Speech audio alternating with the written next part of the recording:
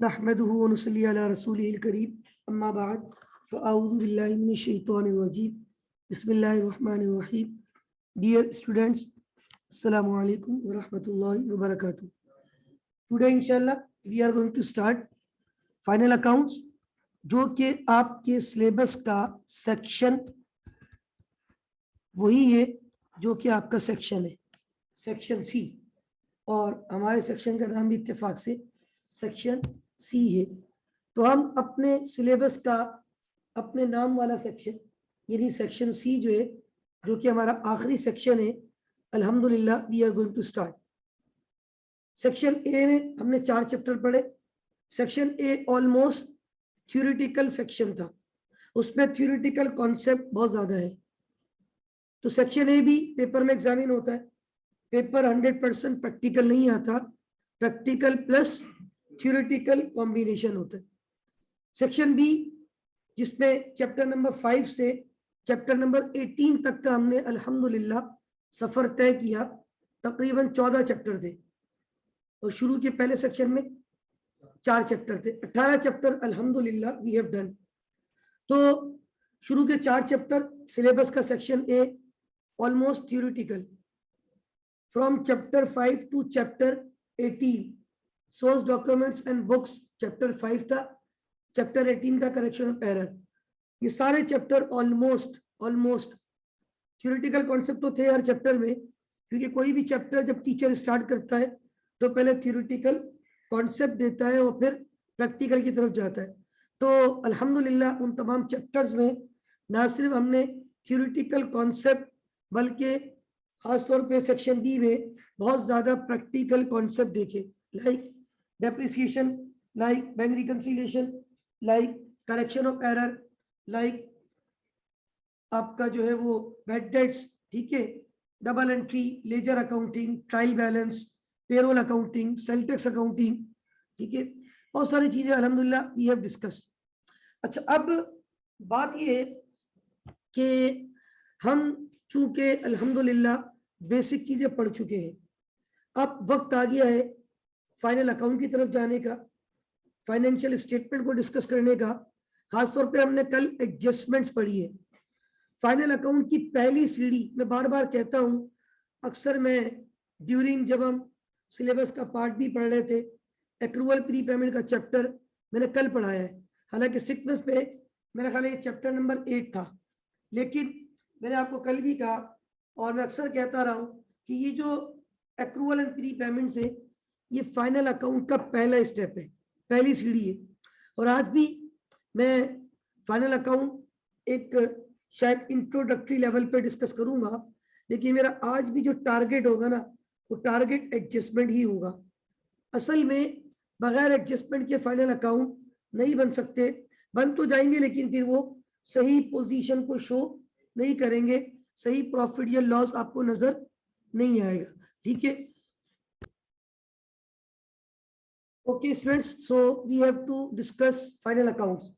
कल मैंने कहा था फाइनल अकाउंट की पहली सीढ़ी, पहला स्टेप क्या है? एडजस्टमेंट। अच्छा, अब मैं आपको थोड़ा सा जो है ना पस मंजर से यानी बैकग्राउंड से, या जो हमने पहले कुछ पढ़ा है वहां से कुछ चीजें आगे पुश करता हुआ फाइनल अकाउंट का कॉन्सेप्ट दूंगा। देखिए, जब आप लोग बिल्कुल छोटे छोटे से थे और आप लोग इस सेक्शन में आए थे और हमने अल्हम्दुलिल्लाह पढ़ना स्टार्ट किया था, तो आपको याद होगा कि नॉन कॉमर्स भी थे शुरू में। सर ये डेबिट क्यों होता है, सर ये क्रेडिट क्यों होता है, सर ये एसेट बढ़ता है तो डेबिट क्यों होता है, लायबिलिटी बढ़ती है तो डेबिट क्यों नहीं होती। मतलब वो बच्चों के ध्यान में होता है जो बढ़ता है वो डेबिट, जो कम होता है वो। तो ये कॉन्सेप्ट तो गलत है। हम शुरू में ही आपको बता देते कि ये चीज ध्यान से निकाल दें, डेबिट क्रेडिट बढ़ना कम होने का खेल नहीं है, इसके रूल्स है। अच्छा, अब उसके बाद हम लोगों ने अकाउंटिंग पढ़ना शुरू की। देखिए, थोड़ा सा मैं आपको अकाउंटिंग का कॉन्सेप्ट देता हूं कि हम लोग जब अक्सर टीचर कहते हैं, मैं भी कहता हूं, मैंने पढ़ा भी एक जगह वेबसाइट पे लिखा हुआ था, accounting is the language of business. असल में बिजनेस से अकाउंटिंग को लिंक किया जाता है ना। हम अकाउंटिंग की जब बात करते हैं तो अकाउंटिंग बेसिकली बिजनेस की लैंग्वेज है। अब जैसे भी मैंने कहा ना कि कल मैं वो रात को एसीसी की तरफ से डिनर था, तो वहां गया था मेरियट में, तो उन्होंने कुछ स्पीकर भी थे 2-4, और एक आध स्पीकर ने बड़ी अच्छी बात बोली। बोला कोई भी कंपनी हो, बड़ी से बड़ी कंपनी हो, छोटी से छोटी कंपनी हो, उसको अकाउंटेंट की जरूरत पड़ती है। तो अकाउंटेंट का एक बड़ा की रोल होता है, और डेफिनेटली अल्हम्दुलिल्लाह उन्होंने असल में कल एसीसी वालों ने बेसिकली ट्यूटर को बुलाया हुआ था, मतलब जो भी पूरे कराची में एसीसी पढ़ाते हैं उनको उन्होंने इनवाइट किया था, और एक सेलिब्रेशन उन्होंने रखी हुई थी जिसपे जो है उन्होंने कुछ एसीसी फर्दर आगे क्या करने जा रहा है, तब्दीली किस तरफ आ रही है, और अभी पिछले 2 साल में कोविड के बावजूद किस तरीके से अल्हम्दुलिल्लाह, देखिए पाकिस्तान भी पीछे नहीं रहा। हालांकि कल एसीसी वालों ने भी इस बात को अप्रिशिएट किया, हालांकि एसीसी ग्लोबल है, एसीसी तो यूके बेस्ड क्वालिफिकेशन है, बट उन्होंने इस बात को एक्नॉलेज किया कि अल्हम्दुलिल्लाह पाकिस्तान ने कोविड के दौरान वेल परफॉर्म किया।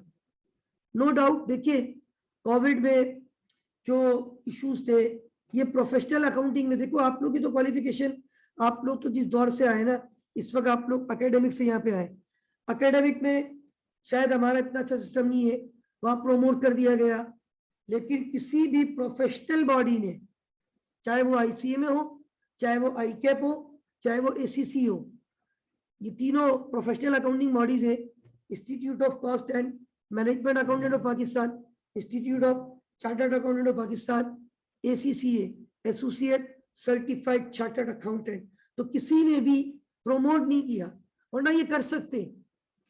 जो फर्स्ट ईयर में आप लोगों को प्रोमोट किया गया है, सेकंड ईयर में 4 पेपर आपके लेके, आपको एक चीज मैं आपको बताऊं कि सेकंड ईयर में परसेंटेज नो डाउट ठीक है आप लोग की आई है, लेकिन ये पता है एक तरीके से स्टूडेंट को, मतलब इतना कभी इतनी परसेंटेज नहीं आती, वो तो एक आप लोग के जो स्कोरिंग सब्जेक्ट है ना भाई, स्कोरिंग में तो आते मार्क्स, बिल्कुल आते, स्कोरिंग सब्जेक्ट तो आपके, आई गेस मेरे भी फर्स्ट ईयर सेकंड ईयर में 90s में अलहमदुलिल्लाह मार्क्स थे, क्योंकि आई नो, और जो भी यहाँ कॉमर्स वाले they know very well, accounting खासतौर पर फर्स्ट ईयर की बात की जाए, मैथ की बात की जाए, बच्चा अगर मैथ में 50 में से 50 भी ले आएगा ना, मैं बोलूंगा कोई बहुत बड़ा कमाल नहीं किया उसने, ठीक है ना, क्योंकि वो बहुत बच्चों वाली मैथ है, स्टैटिस्टिक्स इतनी बच्चों वाली है सेकंड ईयर की, कि अगर मैं भी 50 में से 50 ले आऊंगा ना, तो मैं बोलूंगा मैंने कोई कमाल नहीं किया भाई, बच्चों वाला पेपर आते हैं, सिलेक्टेड सवाल है, वो आप करके जाओ, आपका पेपर हो जाता है।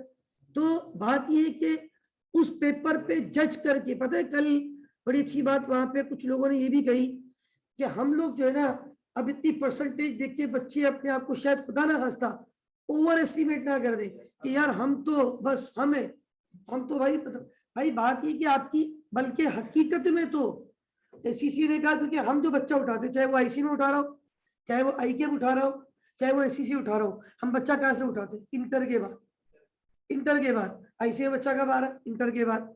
मैं भी जाता हूँ यहाँ से, मेरी अलहमदुलिल्लाह क्लास है सीए की, मैंने उस दिन भी कहा था, उस क्लास में लड़की है, उसने 5वीं पोजीशन अलहमदुलिल्लाह ली है, तो वो सीए में तो मैं शायद आपको बताया तबानीस की, शायद मैंने 18 बताई थी, 21 पोजीशन आई है माशाल्लाह उनकी, शुरू की 10 पोजीशन में 21 स्टूडेंट है अलहमदुलिल्लाह, तबानीस की पहली पोजीशन भी आई है, और सेकंड सिर्फ नहीं आई तबानीस की, 1 से लेकर 10 तक सारी पोजीशन तबानी की आई है अलहमदुलिल्लाह इंटर के रिजल्ट में, और उसमें 10 बच्चे नहीं है, 9 बच्चे नहीं है, 21 स्टूडेंट है, यानी एक पोजीशन पे 4 5 भी अलहमदुलिल्लाह। तो बहरहाल बात वही है, वो सारे बच्चे भी first year promote, second year 4 paper पे टेस्टिंग। तो ये जो है बेसिकली अब जो बच्चा हमारे पास आ रहा है, चाहे वो सीए में आ रहा हो, चाहे वो एसीसीए में आ रहा हो, चाहे वो आईसीएमपी में आ रहा हो, बच्चा जो आ रहा है ना, वो 2 साल सही से पढ़ के नहीं आ रहा, अब हमने उसको पॉलिश करना है, तो इनफैक्ट हमारी मेहनत और बढ़ गई है, हकीकत बता रहा हूं मैं आपको।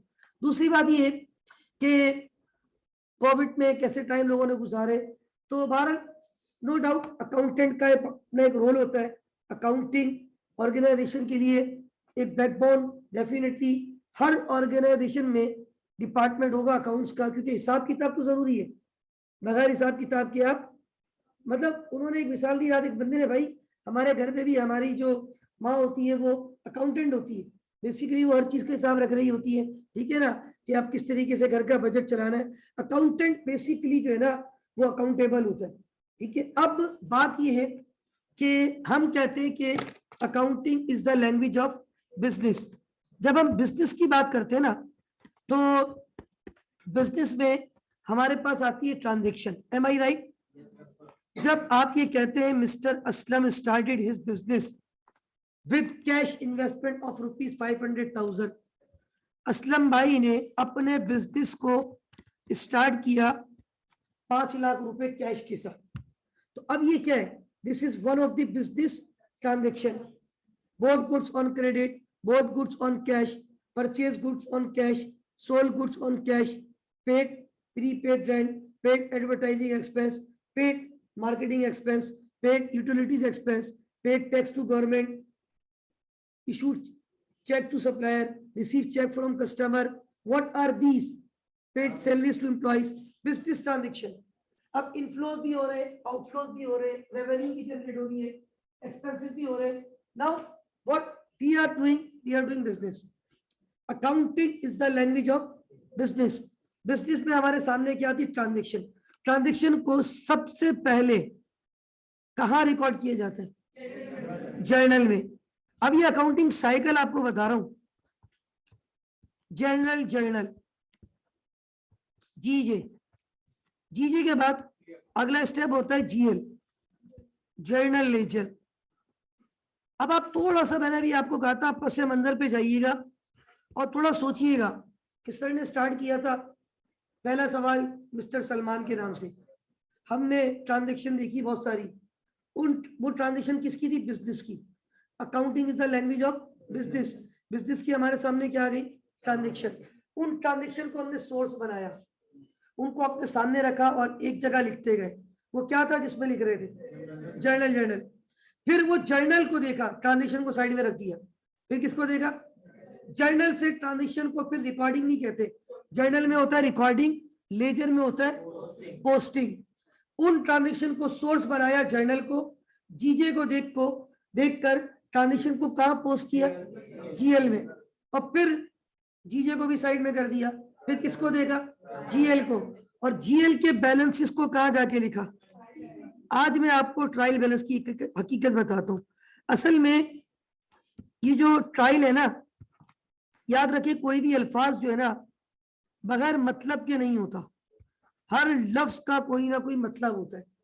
अब ये ट्रायल एक वर्ड है, इस ट्रायल का भी एक मतलब है। ट्रायल का मतलब ट्राई भी कहते हैं इसको। ट्रायल का मतलब होता है दिस इज नॉट फाइनल। जैसे आप कहीं से अच्छा सूट सिलवाए ना, तारीख रोड पे किसी अच्छी दुकान पे चले जाए, किसी अच्छे टेलर के पास जाए, आपने पैंट कोट सिलवाना है किसी बड़े इवेंट के लिए, तो वो आपको बोलता है सर आपकी डेट तो मैं आपको दे रहा हूँ 20 दिसंबर की डेट, लेकिन आप जो है ना 16 को आइएगा मेरे पास। 16 को मैं आपको ट्राई करवाऊंगा, एक ट्रायल के लिए आइएगा, मैं आपको चेक करूंगा कि साइज वगैरह सही है।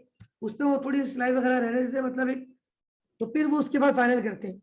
वर्ल्ड कप शुरू होता है उससे पहले ट्रायल मैचेस होते हैं, वार्म अप मैचेस, ठीक है ना, ट्रायल चल रहे होते हैं। अभी तबानीज में टूर्नामेंट होने जा रहा है आने वाले जुमेरात और गालिबन बुध और जुमेरात को, ठीक है। तो टीपीएल होने जा रहा है, तबानीज प्रीमियर लीग। तो अभी जो टीपीएल हो रहा है इसमें बेसिकली काफी दिनों से मैं देख रहा हूँ ट्रायल चल रहे हैं। मतलब वो मैं देखता हूँ बाज दफा वो बच्चे वहां पे क्रिकेटिंग में आए हुए होते, मतलब जो क्रिकेट की किट होती है, क्लास में लिए होते, पता चला वो आज उनको जो है ना ट्रायल चल रहे हैं। कुछ टीम के मेंटोर होते हैं जो अपने नाम से टीम डलवाते, तो वो सिलेक्ट कर रहे होते, तो वो स्टूडेंट्स को बोलते हैं आप आ जाएंगे ग्राउंड में और हम आपको देखेंगे, ट्रायल लेंगे, 2-4 आप लोगों से बॉल्स करवाएंगे, बैटिंग, फिर हम उसमें से कुछ स्टूडेंट जो है वो सिलेक्ट करके अपनी टीम टूर्नामेंट में, तो ऑलमोस्ट वो फाइनलाइजेशन पे, और आने वाले कुछ जुमेरात को इंशाल्लाह तो इनका एक टूर्नामेंट होने जा रहा है टीपीएल। तो अभी कुछ दिनों पहले भी मैंने आपको बताया था, शायद हुआ था वो, असल में तबानीज में डिफरेंट डिपार्टमेंट्स है ना, कुछ दिनों पहले जो हुआ था वो था सीए का, अब जो होने जा रहा है वो एसीसीए का होने जा रहा है, ठीक है। तो बहरहाल अब उसमें जो है बेसिकली ट्रायल का मतलब समझा रहा हूँ। ट्रायल का मतलब तो दिस इज नॉट फाइनल, ये बैलेंस फाइनल नहीं है, ये बैलेंस क्या है? ट्रायल है। अब आप देखिए accounting, business, transaction, journal, journal से उसके इम्पैक्ट कहाँ गए? कैश का अलग लेजर, रिसीवेबल का अलग लेजर, पेबल का अलग लेजर, सेल्स का अलग लेजर, परचेज का अलग लेजर, सैलरी का अलग लेजर, यूटिलिटीज का अलग लेजर, हर चीज का एक सेपरेट लेजर। फिर लेजर के हर लेजर के आखिर में क्या आ गए उसके बैलेंस, उसको कहाँ लिखते हैं आप लोग जाके, और आप लिखते हैं ट्रायल बैलेंस। ट्रायल का मतलब होता है दिस इज नॉट फाइनल, इसमें अभी एडजस्टमेंट करनी है। क्या करनी है? अब ट्रायल में पता है क्या आ रहा होता है, अब मैं आपको बताता हूँ। कल मैंने कहा नवंबर की 1 तारीख को मिस्टर ए ने रेंट पे किया। अब पूरी क्लास ने बोल दिया प्रीपेड रेंट डेबिट। एक अकाउंटेंट क्लास में ऐसी थी, उसने कहा कि रेंट एक्सपेंस डेबिट। अब दो अलग अलग अप्रोच, दोनों अप्रोच एक साथ नहीं चलती। दोनों अप्रोच एक साथ, या तो पूरी क्लास की अप्रोच चलेगी या इनकी अप्रोच चलेगी। अब उसमें होगा क्या कि जब आपका ट्रायल बैलेंस आएगा ना, ट्रायल बिफोर एडजस्टमेंट होता है, वो क्या होता है, उसमें या तो प्रीपेड में पूरे 60,000 रुपए आ रहे होंगे, या पूरे 60,000 रुपए किस में आ रहे होंगे, रेंट एक्सपेंस में। दोनों में से एक में आ रहे होंगे। अब वो तो सही नहीं है। अगर आपने पूरा 60,000 रुपए एक्सपेंस दिखा दिया वो भी गलत। अगर आपने पूरा 60,000 रुपए प्रीपेड मान लिया, क्योंकि अभी कुछ महीने गुजर गए और कुछ महीने का प्रीपेड किस पे कन्वर्ट हो रहा है, या जिस अकाउंटेंट ने एक्सपेंस बनाया था सारा एक्सपेंस नहीं हुआ, कुछ अमाउंट किस में कन्वर्ट करना है, प्रीपेड में। प्रीपेड में तो देखिए अब वो एडजस्टमेंट का वक्त है। Trial is not final, this is trial, you need adjustment, you need adjustment. आज मैं एडजस्टमेंट की बात करूंगा। फाइनल अकाउंट इंशाल्लाह फिर नेक्स्ट वीक में स्टार्ट करेंगे। फाइनल अकाउंट स्टार्ट हो रहा है, लेकिन फाइनल अकाउंट के सवाल मैंने कॉपी किया है आईसीएमए के पेपर का, वही सवाल आपको करवाने जा रहा हूं। लेकिन फाइनल अकाउंट की पहली सीढ़ी क्या है, एडजस्टमेंट। मैं एक मिनट सवाल आपके सामने रखता हूं ताकि आपको एक चीज समझ में आए। ये सवाल मैंने कॉपी किया अभी, ये आईसीएमए के ये पेपर में था। ये कौन से पेपर में था ये भी आपको दिखा दूं। ये देखिए 12 नंबर का सवाल आया था और ये 2016 फेब, मेरा खाली आखिरी अटेम्प्ट थी शायद। 2016 में आखिरी अटेम्प्ट हुई है एफएफए की मैनुअल। इसके बाद फिर टोटल ये क्या हो गया था, हाँ कंप्यूटर बेस हो गया था। तो ये एसन ट्रेडर्स के नाम से सवाल आया था। अब देखिए सवाल में आपको, ये सवाल मैंने कॉपी किया, स्क्रीन पे नजर भी आ रहा है, मैं आपके सामने रखता हूँ। ये रहा, इस पे देखिए क्या लिखा हुआ है, following is the trial balance of Ehsan traders. Following is the trial balance, this is not final, this is. तो आप लोग तो ट्रायल बैलेंस ऐसे ही बनाते थे, सारे हेड्स एक तरफ लिख दिए, कुछ के बैलेंस डेबिट है कुछ के बैलेंस। और ये भी आपको मैंने बताया था कौन कौन सी नेचर के बैलेंस डेबिट होते, एसेट और एक्सपेंस। कौन कौन सी नेचर के, लायबिलिटी कैपिटल रेवेन्यू। ये ट्रायल बैलेंस बराबर हो गया 581,000 पे इक्वल है। बट इसमें अभी क्या बाकी है, एडिशनल 1 2 3 4 5 6। इस पे मैं देख रहा हूँ अप्रूवल भी है, शायद प्री पेमेंट भी हो, बैड डेट्स भी हो, डेप्रिसिएशन भी हो, ये एडजस्टमेंट है। और एग्जामिनर ने 12 नंबर का सवाल लिया था, कितने नंबर का, और ये अभी भी आ रहा है पेपर में 10 नंबर का। 10 नंबर की आपसे वो पूछता है एडजस्टमेंट। अब ये कह रहा है प्रीपेयर एडजस्टिंग एंट्रीज, क्या बना दे, adjusting entries, journal entries on December 31 in the journal of Ehsan traders. मैंने जर्नल का फॉर्मेट भी यहाँ पे स्केच किया हुआ है, उल्लू मौजूद। अभी मैं इस पे इसकी एडजस्टिंग जर्नल एंट्रीज भी बनाऊंगा, और यही मेरा आज का टॉपिक है। तो अब ये बताना ये चाह रहा था कि trial is not final. Trial मतलब ये आपका ट्रायल है, ये आपका अभी फाइनल नहीं है। आपको ट्रायल को फाइनल में कन्वर्ट करने से पहले इस पे क्या करनी है, एडजस्टमेंट, क्योंकि ये ट्रायल है। ट्रायल का मतलब दिस इज नॉट फाइनल।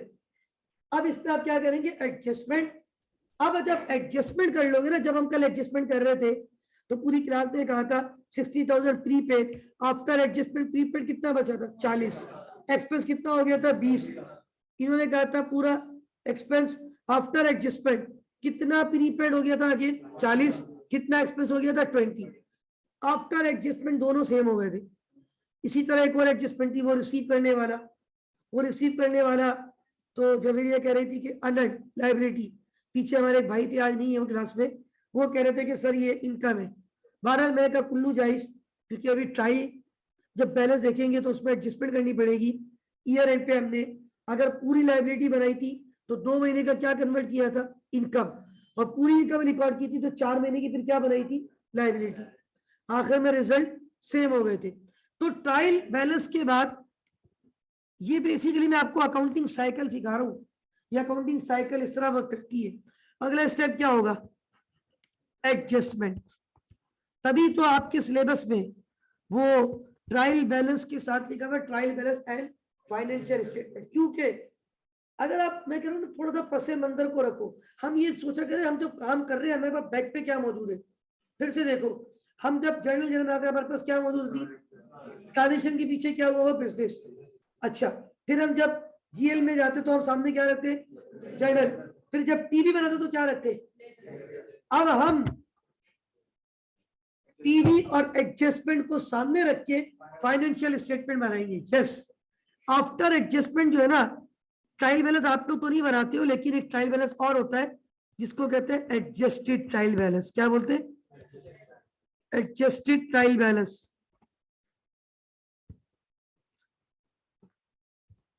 अब ये जो एडजस्टेड ट्रायल बैलेंस है ना, अब ये सिर्फ ट्रायल नहीं है, एडजस्टेड ट्रायल है। यानी ट्रायल को भी आपने क्या कर दिया? अब ये एडजस्टेड है। अब ये कुल्लू कंप्लीट, कुल्लू क्लियर। अब सारे रास्ते साफ कर दिए, अब इसको परमिशन मिल गई है, अब ये आगे जा सकता है। अब इससे हम बनाना सीखेंगे, वो नेक्स्ट क्लास में शायद थोड़ा सा आइडिया दे दूंगा। दो रिपोर्ट, एक को कहते हैं स्टेटमेंट ऑफ, या और एक को कहते हैं स्टेटमेंट ऑफ, एक सॉसी है स्टेटमेंट ऑफ कॉम्प्रिहेंसिव इनकम, और एक एसओएफपी स्टेटमेंट ऑफ, बेसिकली ये नाम पहले दूंगा, इसको कहते हैं फाइनेंशियल स्टेटमेंट। क्या कहते हैं? Final account, financial statement, annual report हर कंपनी बनाती है ईयर एंड पे। अब ये नॉर्मली काम होता है ईयर एंड पे, साल के एंड पे। हम तो करते थे ना मंथली अकाउंटिंग, वो एक महीने बाद का ट्रायल बैलेंस बना दिया। मार्च की अकाउंटिंग की, मार्च की ट्रांजेक्शन को जर्नल में रिकॉर्ड किया, जर्नल से लेजर बनाए, लेजर से वो वहीं रुक गए, क्योंकि अभी एडजस्टमेंट तो पड़ी नहीं है। मंथली, साल गुजरने के बाद जो ट्रायल बैलेंस आता है वो ईयर एंड का होता है, पूरे साल की इंफॉर्मेशन के बैलेंसेस, पूरे साल की इंफॉर्मेशन के बाद के, लेकिन होते वो भी ट्रायल है। फिर उस पर हम बोलते हैं अच्छा यार ये एसेट इतने सारे आ रहे हैं ट्रायल बैलेंस में, इनके ऊपर क्या रिकॉर्ड कर दो?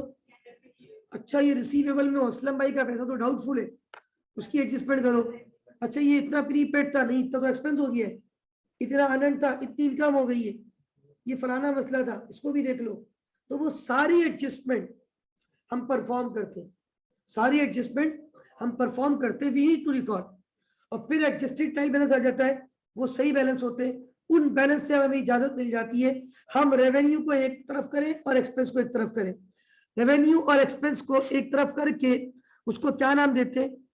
Statement of profit and loss. और एसेट, लायबिलिटी और कैपिटल की मदद से क्या बनाते हैं? Statement of financial position. ये कल भी बात बताई थी, क्योंकि अब हम देखेंगे ना सब सवाल में जितनी भी रेवेन्यूज होंगी और जितने भी, अब सैलरी, इंश्योरेंस और इसके अलावा rent expense, utilities expense, transportation expense, सारा एक्सपेंस और सारी इनकम, इनकम आमदनी, एक्सपेंस, खर्चे, अपनी इनकम में से अपने खर्चों को क्या करोगे?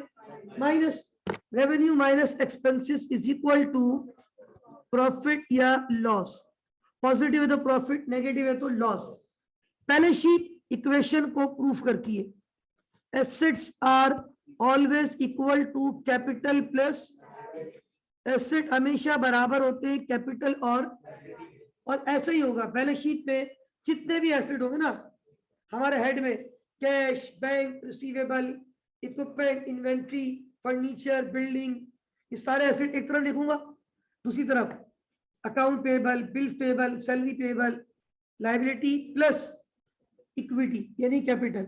और जो प्रॉफिट या लॉस आएगा, मैंने कल भी कहा था, उसका इंपैक्ट भी कहाँ जाके हिट होगा? या तो कैपिटल को बढ़ाएगा प्रॉफिट है तो, या कैपिटल को अगर लॉस है तो अब ये जो आपके 5 खिलाड़ी हैं अकाउंटिंग के, ये अकाउंटिंग के 5 खिलाड़ी बेसिकली आपकी 2 रिपोर्ट्स में डिस्ट्रीब्यूट हो जाते हैं। रेवेन्यू और expense, profit and loss, asset, liability, capital, statement of profit and loss, income statement, statement of financial position, balance sheet. ये पूरा प्रोसेस है, यहाँ आपकी अकाउंटिंग मुकम्मल हो जाती है। तभी तो फाइनल अकाउंट पढ़ रहे हैं हम यहाँ पे आपकी। अब अपन सिर्फ फाइनल अकाउंट पढ़ रहे हो तो फिर ये 7 चैप्टर क्यों है? ये एक क्यों नहीं है? 7 फ्लेवर है इसमें। अब जैसे शुरू में हम पढ़ेंगे सोल ट्रेडर के अकाउंट, किसके अकाउंट? अब आप जाते ना ऊपर कोल्ड ड्रिंक पी रहे, कोल्ड ड्रिंक सारी है वहां पे, पेप्सी भी है, कुछ लोग स्ट्रिंग पी रहे होते हैं, कुछ लोग मेरे जैसे होते हैं शायद वो लाइट जिसमें पाकोला या मैरिंडा को पसंद करते हैं, कुछ लोग ज्यादा मतलब पेप्सी वगैरह को, हर बंदे का अपना एक टेस्ट है, तो डिफरेंट फ्लेवर के फाइनल अकाउंट। एक हम पढ़ेंगे सोल ट्रेडर। सोल ट्रेडर क्या होता है? जो अकेला, अब ये एसन ट्रेडर, ये कंपनी नहीं है, एसन एक सोल ट्रेडर है। पेपर में एक सवाल आया है, जॉनी लिमिटेड, अब ये जॉनी लिमिटेड ये कंपनी है, लिमिटेड सोल ट्रेडर के नाम के साथ नहीं लगता, ठीक है। इसी तरह हम एक सवाल करेंगे, उसमें शायद लिखा हुआ है कि पता नहीं 5 स्टार या स्टार लिमिटेड या स्टार कंपनी, तो कब, हाँ, तो देखिए कंपनी अपने नाम से बिजनेस करती है, कंपनी अपने नाम से बिजनेस करती है, कंपनी के लिए नाम ही काफी होता है। और सोल ट्रेडर में और कंपनी में जमीन आसमान का फर्क है। सोल ट्रेडर का बिजनेस बहुत लिमिटेड होता है, कंपनी का बिजनेस एक बड़े लेवल पे होता है। कंपनी मार्केट में शेयर इशू करती है, सोल ट्रेडर में शेयर का कॉन्सेप्ट वो ट्रायल बैलेंस से ही आपको पता चल जाता है, कंपनी का नाम नहीं भी देखो ना, सोल ट्रेडर के ट्रायल बैलेंस में शेयर कैपिटल का कॉन्सेप्ट, लेकिन कंपनी के ट्रायल बैलेंस में शेयर कैपिटल होगा। सोल ट्रेडर शेयर इशू कर ही नहीं सकता, कॉन्सेप्ट ही नहीं है, शेयर सिर्फ कौन इशू करती है? कंपनी। तो हम पहले पढ़ेंगे सोल ट्रेडर के अकाउंट, फिर पढ़ेंगे कंपनी के अकाउंट, फिर पढ़ेंगे मैन्युफैक्चरिंग कंपनी के अकाउंट, पहले ट्रेडिंग कंपनी के, फिर ये चैप्टर है अलग अलग।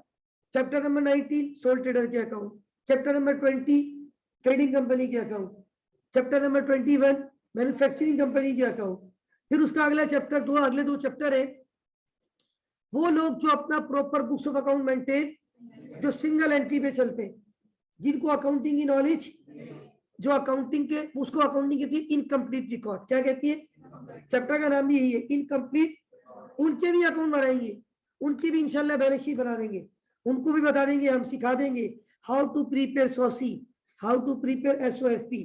फिर 5वें नंबर पे वो लोग जो बिजनेस तो नहीं करते लेकिन दुनिया में उनका इनपुट, इनका output, like NPO, non profit organisations, सैलानी वेलफेयर, एदी वेलफेयर, चीपा वेलफेयर, और भी है, बहरहाल बहुत सारे वेलफेयर है जो आईसीएम में पाकिस्तान, जो कि सोशल वेलफेयर के तौर पे काम कर रहा है, लोगों की खिदमत कर रहा है, जिनका मकसद प्रॉफिट अर्निंग नहीं होता, ठीक है ना, नॉन प्रॉफिट ऑर्गेनाइजेशन है। तो याद रखें हम उनके अकाउंट भी इंशाल्लाह बनाना सीखेंगे। इसी तरह फिर कैश फ्लो और रेशो। तो देखिए अब यहाँ पे हम सवाल की तरफ जा रहे हैं, और सवाल में मैं क्या रिकॉर्ड करूंगा? सिर्फ जो रिक्वायरमेंट है, क्या रिक्वायरमेंट है? सिर्फ एक रिक्वायरमेंट है, प्रीपेयर एडजस्टिंग एंट्रीज। और एडजस्टमेंट कौन सी तारीख को बन रही है? ईयर एंड पे। कल भी मैं ईयर एंड पे बना रहा था, वहां लिख रहा था साइड में ADJ, adjustment in the journal of Ehsan traders, मैंने यहाँ पे लिख दिया। हम किसकी अकाउंटिंग करने जा रहे हैं? एसन ट्रेडर्स की, राइट।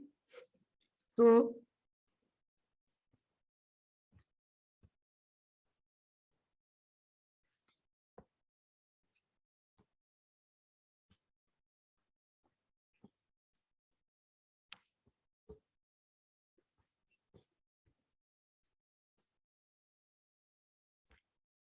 ऐसे लिख दे, एसन ट्रेडर्स, राइट। हम किसकी अकाउंटिंग करने जा रहे हैं? और हम एसन ट्रेडर्स की कौन सी एंट्रीज रिकॉर्ड करने जा रहे हैं? या adjusting entries.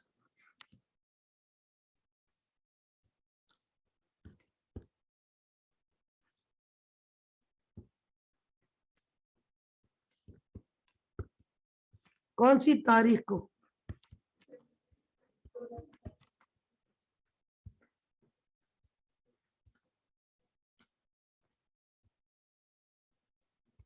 Right, date, particulars,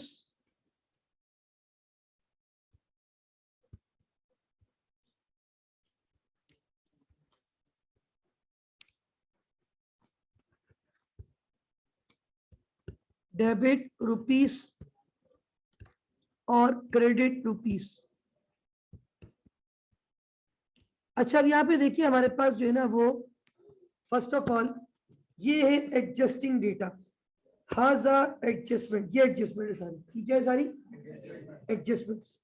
additional information, यानी ये इंफॉर्मेशन अभी आपको रिकॉर्ड, यस, फॉलोइंग एडिशनल मालूमात इस दस्तियाब for Ehsan traders as on December 31, 2000। ये इंफॉर्मेशन आपको प्रोवाइड की जा रही है। सबसे पहले बता रहे हैं क्लोजिंग इन्वेंट्री कितनी है, 6000। क्लोजिंग इन्वेंट्री कितनी है, यानी एहसन भाई कह रहे हैं मेरे पास ईयर एंड पे कितने 1000 रुपए की इन्वेंट्री बच गई, इन्वेंट्री बच गई, सारा माल तो नहीं बिकता ना भाई, क्या साल का आखिर है लूट सेल लगा देंगे, buy one get one free, buy one get two free, आज आखिरी दिन है, सारा माल बेच के जाना है, ईयर एंड है, कल नया साल, हैप्पी न्यू ईयर मनाएंगे, नया बिजनेस शुरू करेंगे, ऐसा होता है नहीं। जो माल बच गया कोई बात नहीं, आज का क्लोजिंग कल का ओपनिंग है, कितने रुपए का माल बच गया, इसको क्या बोलते हैं, इन्वेंट्री। इन्वेंट्री एक टाइटल है, उसकी नेचर होती है एसेट। क्या नेचर होती है, तो एसेट को डेबिट करूंगा। अच्छा, अब यहाँ मैं चाहूँ तो डेट लिख दूं, डेट में से ऑलरेडी ऊपर लिख चुका हूं, तो आप यहाँ पे नंबर भी लिख सकते हैं, मसला ये क्लोजिंग नहीं है, ओपनिंग भी नहीं है, एडजस्टिंग एंट्रीज। ये कौन सी एंट्रीज है, अब आपने बोला इन्वेंट्री डेबिट, किसको डेबिट करेंगे, ये क्लोजिंग इन्वेंट्री आपकी जो बच गई। अच्छा, अब यहाँ पे असल में मसला पता है क्या है जवेरी, मैं आपको यहाँ पे कॉन्सेप्ट देता हूँ। देखिए जवेरी शायद समझिए, वो सर तो कल तक बड़ी तकरीर करते थे, ओपनिंग और एंडिंग की कोई डबल एंट्री नहीं होती।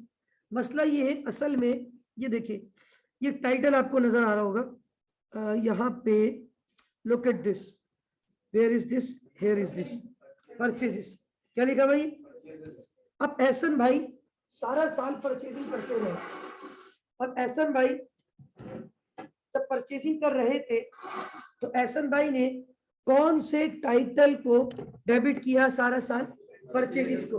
कौन से टाइटल को, परचेजिस को। कौन से टाइटल को, परचेजिस को। परचेज की निस्बत क्या है, एक्सपेंस। परचेज की निस्बत एक्सपेंस। अब आप मुझे बताएं कि साल के एंड पे सारा माल बिक गया, ठीक है, वही वाली इन वाली अप्रोच। आप लोग कहते थे प्रीपेड एसेट, ये कहती थी नहीं रेंट एक्सपेंस। तो अब वो जो खरीद रहा है माल, हालांकि वो इन्वेंट्री है, लेकिन हम डेबिट किसको करते हैं, वो भी मैंने आपको बता दिया, दो सिस्टम होते हैं, एक होता है परपिचुअल, तो ज्यादातर हम आपको पीरियोडिक पढ़ाते हैं, और इनिशियली हम किसको डेबिट कर रहे होते हैं, परचेज। इसने सारा साल परचेज को डेबिट किया, साल के एंड में कितने का माल बच गया, तो वो एक्सपेंस है या एसेट है। अब उसको किस पे कन्वर्ट करना है, अब उसको हम किसको डेबिट करेंगे, इन्वेंट्री को हमने क्या करना है, डेबिट। अब यहाँ पे बिल्कुल आप लोग के ध्यान में एक सही अल्फाज आ रहा है, लेकिन अल्फाज का चुनाव मैं कुछ और करूंगा। अब यहाँ स्टूडेंट कह रहे हैं कि परचेज को क्रेडिट करें, लॉजिकली परचेज ही क्रेडिट हो रहा है, लेकिन परचेज जो है ना वो क्लोज हो जाता है, और वो क्लोज होता है एक अकाउंट पे जिसके बहुत सारे नाम है। इसको प्रॉफिट एंड लॉस अकाउंट भी कहते हैं, इसको इनकम एंड रेवेन्यू समरी भी कहते हैं, इसको एक्सपेंस एंड रेवेन्यू समरी भी कहते हैं, इसको सॉसी भी कहते हैं, स्टेटमेंट ऑफ कॉम्प्रिहेंसिव इनकम, इसको इनकम स्टेटमेंट भी कहते हैं, उसको एसओपीएल भी कहते हैं, और उसका एक नाम है ट्रेडिंग अकाउंट। क्या नाम है, तो यहाँ हमारा एग्जामिनर ज्यादातर यूज करता है ट्रेडिंग अकाउंट। कौन सा अकाउंट, तो हम इन्वेंट्री डेबिट और ट्रेडिंग अकाउंट। मैं यहाँ पे अभी बात दोहराता हूँ, एक बात आपको समझाने के लिए। कुछ बच्चे ये सोचेंगे सर वो अभी आपने बोला कि एहसन भाई सारा साल माल खरीदते रहे, तो कौन सा टाइटल डेबिट करते रहे, तो जिसकी वजह से परचेज का लेजर बना, और फिर परचेज के लेजर का टोटल बैलेंस आया, और वो बैलेंस कहाँ नजर आ रहा है, 1,25,000 का बैलेंस कहाँ नजर आ रहा है, ट्रायल बैलेंस में। तो क्या सारा 1,25,000 का माल अभी भी पड़ा हुआ होगा, बहुत सारा माल तो अल्हम्दुलिल्लाह आपने सिर्फ कितने रुपए का माल पड़ा, अब जो बच गया वो नहीं बिका, वो एक्सपेंस है या एसेट है, लेकिन अभी तो हमने परचेज में डाला हुआ था, तो हमने परचेज को खत्म करना है, उसके बदले किसको डेबिट करना है, इन्वेंट्री को आपने डेबिट किया, ये एसेट है, ये एक्सपेंस। अब परचेज भी क्लोज हो चुका होता है, कौन से अकाउंट में, ट्रेडिंग अकाउंट में। कौन से अकाउंट में, इसको ट्रेडिंग अकाउंट भी कहते हैं, इसको प्रॉफिट एंड कोई भी अकाउंट कह सकते हैं। बहरहाल मैंने उसको क्रेडिट करके अपने पास इन्वेंट्री को डेबिट किया। तो ये पहली एडजस्टमेंट है जो कि हमने रिकॉर्ड की है इन्वेंट्री की। किसकी रिकॉर्ड की है? अब मैं दूसरी एडजस्टमेंट कह रहे हैं depreciation expense for the year was calculated. Equipment का कितना है? बिल्डिंग का कितना है? फर्नीचर फिक्सचर का 3 एसेट है। इसका मतलब है ऊपर देखिए जरा, एक इसके पास है बिल्डिंग, अच्छा वैसे तो लैंड भी है लेकिन लैंड डेप्रिशिएट, एक एसेट इसके पास इक्विपमेंट, एक एसेट इसके पास। अच्छा आप लोग सोच रहे होंगे शायद सर वो ऊपर भी तो दिया हुआ है डेप्रिसिएशन। नहीं, वो पुराना है, वो पुराना होता है। वो क्या होता है भाई, एक मिसाल दूं ना, मैंने एक एसिड खरीद लिया 10 लाख रुपए का, पहले साल उस पर 1 लाख का क्या रिकॉर्ड कर दिया।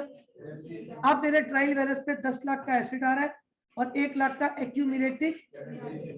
दूसरा साल हुआ फिर 1 लाख का डेप्रिसिएशन। अब मेरे ट्रायल बैलेंस में 10 लाख का एसिड आ रहा है, 2 लाख का एक्यूमुलेटेड। तो तीसरा साल आएगा फिर रिकॉर्ड करूंगा। तो ये तो पुराने सालों का है, ये पुराने सालों के एक्यूमुलेटेड है। इस साल का जो है ना, अब ये कैसे पता चलता है इस साल का है? अगर आपको इंग्लिश पढ़ना आती है तो ये फॉर द ईयर क्या लिखा हुआ है? Depreciation expense for the year was calculated. अच्छा ये तो बड़ा शरीफ एग्जामिनर था, इसने आपको कैलकुलेट भी करके दे दिया। नॉर्मली आपको कैलकुलेट करके वो आपको मेथड बताता है, स्ट्रेट लाइन, डिमिनिशिंग, याद है मैंने पढ़े थे फार्मूले। ऊपर कॉस्ट भी मौजूद होती है, ऊपर आपके पास सारी इंफॉर्मेशन भी होती है। तो आप ऊपर ट्रायल बैलेंस से इंफॉर्मेशन को इस्तेमाल करके डेप्रिसिएशन खुद कल से सवाल जो करेंगे इंशाल्लाह उसमें हम खुद कैलकुलेट करेंगे। अच्छा अब आ जाए, क्योंकि मैं कह रहा हूँ ना आप जो कुछ पढ़कर आ गए हो ना, अब उसकी क्या करने जा रहे हैं, एप्लीकेशन। तो डेप्रिसिएशन की डबल एंट्री क्या रिकॉर्ड होती है? डेप्रिसिएशन की डबल एंट्री क्या? Depreciation expense debit, accumulated depreciation. अच्छा अब मसला ये, एक्सपेंस तो हम वन शॉट डेबिट कर सकते, लेकिन एक्यूमुलेटेड सबके अलग अलग होंगे, क्योंकि एक्यूमुलेटेड ऊपर भी देखना ट्रायल बैलेंस पे एक नहीं है। Accumulated depreciation building, accumulated depreciation equipment, accumulated depreciation furniture. यहाँ पहले इक्विपमेंट दिया हुआ है, फिर बिल्डिंग दिया हुआ है, फिर फर्नीचर। मसला नहीं, आगे पीछे कर दो। एक्यूमुलेटेड डेप्रिसिएशन इक्विपमेंट, क्योंकि फिर माइनस भी तो अपने अपने हेड से करने होते इसको। कंपाउंड एंट्री बनेगी, accumulated depreciation building ji, accumulated depreciation furniture.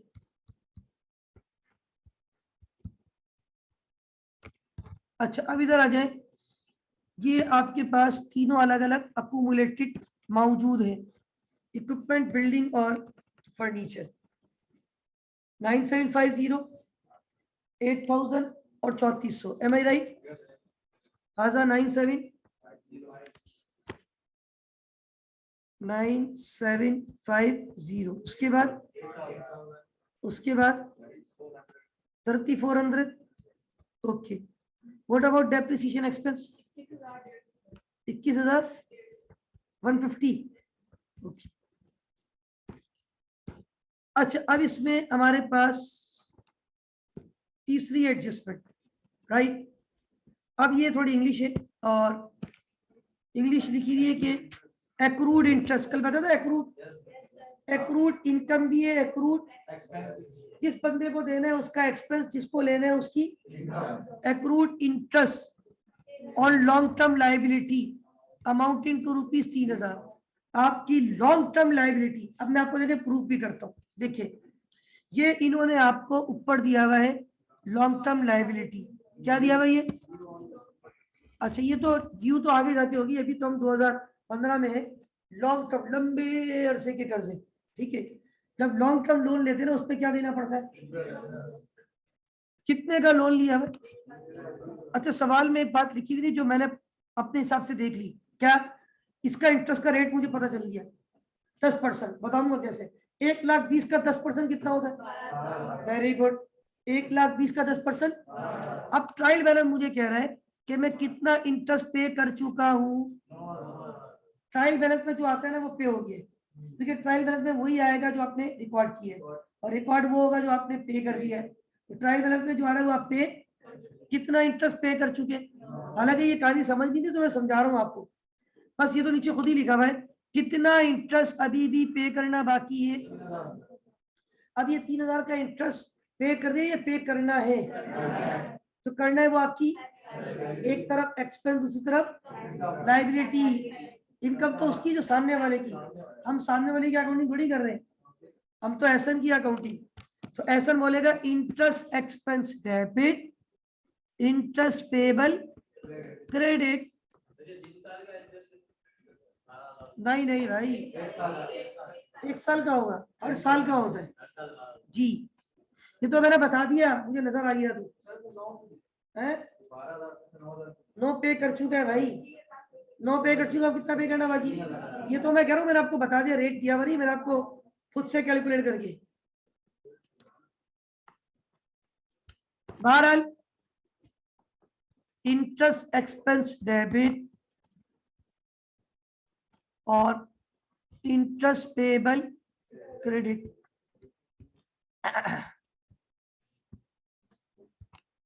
How much is that? 3,000 का मतलब, अच्छा 3,000 का 3,000।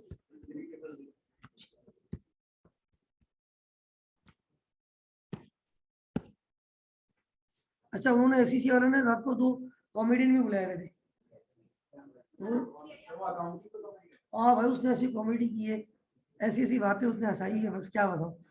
बार जो है ना, हाँ उसने बिल्कुल बड़ा, वो पढ़े लिखे कॉमेडियन थे भाई। नहीं वाकई पता चल जाता है, जब बंदा सामने आता है ना, जब गुफ्तगू करते हैं ना, तो फिर हाईली पेड होते हैं भाई ये लोग। ऐसी बात है, एक तो इवेंट भी जहाँ था, और जिनका इवेंट था उनके लिए पैसों का मसला ही नहीं, एसीसी वालों के लिए क्या मसला है यार, उल्लू अमीर। तो बहरहाल now come to the point, और पॉइंट ये है नेक्स्ट हमारे पास, unexpired insurance amounting to rupees. अब देखो अनएक्सपायर, ऊपर जरा आओ, ऊपर आओ ट्रायल बैलेंस में, prepaid insurance, oh my God, इधर देखो प्रीपेड इंश्योरेंस कितनी दी, कितनी इंश्योरेंस पहले से पे कर दी थी। अच्छा, अकाउंटेंट जो ना पूरी क्लास थी, क्योंकि पूरी क्लास ने कल भी प्रीपेड लिखवाया था, तो इन अकाउंटेंट ने इनिशियली क्या रिकॉर्ड किया था, प्रीपेड। अब ये कह रहे हैं 11,000 में से 10,000 का इंतकाल हो गया है, 10,000 इंश्योरेंस इंतकाल हो चुकी है। क्यों? अनएक्सपायर कितनी पड़ी हुई है सिर्फ, आपने पे कितनी की थी, और जब आपने पे की थी कौन सा टाइटल यूज किया था, कितने से रिकॉर्ड किया था, 11,000 में से आज सिर्फ कितना जिंदा है, कितने का इंतकाल हो गया। अब 10,000 का प्रीपेड जो कि हाजा मौजूद ऑन द डेबिट साइड, 10,000 का प्रीपेड जो कि कौन से साइड पे मौजूद है, उसको खत्म करके क्या करूंगा, और किस में कन्वर्ट करूंगा, वेरी गुड, क्या एंट्री बनाऊंगा। हाँ बोले शाहनवाज, बोले इंश्योरेंस एक्सपेंस डेबिट, इंश्योरेंस। देखिए कल जो मैं एग्जांपल दे रहा था वो रेंट था, तो वह रेंट एक्सपेंस दे रहे थे, insurance expense debit, prepaid insurance. देखिए आप माशाल्लाह कुछ समझदार है, और मैं अगर आपको यहाँ पे एक बात एक्सप्लेन कर दूं, देखिए बड़ी सिंपल सी बात है, इन्होंने इनिशियली कितनी इंश्योरेंस पे की थी ये बता दें, ये कैसे पता चल रहा है, ट्रायल बैलेंस पे रिकॉर्ड हुई है, और किस टाइटल से रिकॉर्ड हुई है, पहले से पे किया था प्रीपेड लिख दिया, क्या ईयर एंड पे वो सारा प्रीपेड जिंदा रहता है, ये तो बोले सिर्फ कितना जिंदा है आज, अनएक्सपायर इंश्योरेंस जो एक्सपायर कितनी है, 11,000 में से कितनी एक्सपायर है, तो कितनी एक्सपायर हो गई। अब 10,000 का प्रीपेड अगर मैं एडजस्टमेंट नहीं करूंगा तो मैं पूरा का पूरा प्रीपेड बैलेंस शीट पे दिखा दूंगा।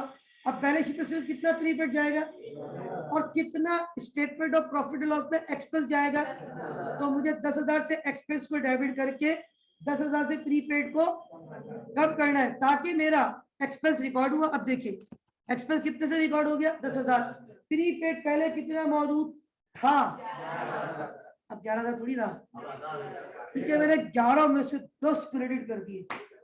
एसिड था, डेबिट था, एसिड पड़ता है तो एसिड को क्रेडिट किया 10,000 से, अब सिर्फ कितना बच गया, कुल्लू क्लियर, राइट। नेक्स्ट, अब आप देखें, अब ये एडजस्टमेंट आ गई प्रीपेड की। इससे पहले एडजस्टमेंट किसकी आई, एक्रूवल की। उससे पहले एडजस्टमेंट किसकी आई, डेप्रिसिएशन की। उससे पहले एडजस्टमेंट किसकी आई, इन्वेंट्री की। अब एडजस्टमेंट है आपके सामने बैड डेट्स की। अब इधर देखिए, analysis of trade receivable under ageing method, ये मतलब एजिंग करते, एजिंग पढ़ाई थी मैंने आपको, वो भी तरीका है। Showed that debts amounting to ₹225 were not recoverable and were to be written off. फातिया पढ़ने की बात कह रहे हैं, ये जो आपको ऊपर 1000 रिसीवेबल कुल्लू मौजूद एंड रिसीवेबल मौजूद है कितना, 7000।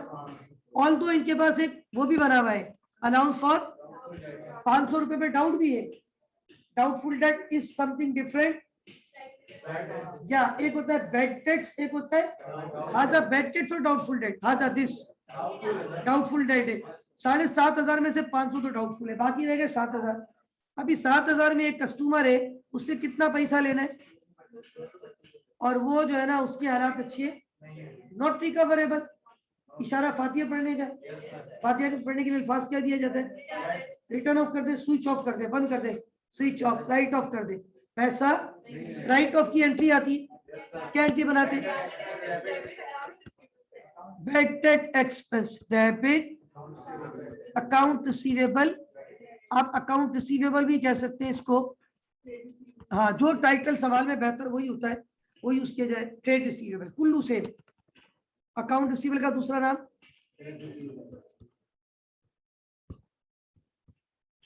कितने से राइट ऑफ करूं, 225 रुपए से फातिया पढ़ ले। Is that clear? अच्छा भाई, लास्ट एडजस्टमेंट, और लास्ट एडजस्टमेंट ये है कि हमारे पास, लुक एट दिस, फरमाते office supplies balance, office supplies at year end, सिर्फ कितने की सप्लाई जिंदा है आज। ऊपर देखो जरा, ऊपर कह रहे ओ माय गॉड, हमने सप्लाईज कितने की खरीदी थी, बाकी सप्लाई इंतकाल कर दी। यानी अब वो सप्लाई इस्तेमाल हो गई, तो किस पे कन्वर्ट हो जाएंगी, एक्सपेंस में। भाई आपकी जेब में 50,000 रुपए थे, अब आप देख रहे हैं यार 40,000 रुपए, 10,000 रुपए कहाँ गए, एक्सपेंस होगा भाई, खर्च कर लिए। सप्लाईज ऊपर ट्रायल बैलेंस पे जो खरीदी थी वो रिकॉर्ड की थी ना भाई, कितने की खरीदी थी, आज कितनी जिंदा है। Office supplies balance at the end of year only, तो 1350 की ऑफिस सप्लाईज किस में कन्वर्ट कर दूं, office supplies expense debit, office supplies credit. Office supplies को एसेट को क्रेडिट करो, वालेकुम सलाम। ऑफिस सप्लाईज एक्सपेंस को हम डेबिट करेंगे और ऑफिस सप्लाईज को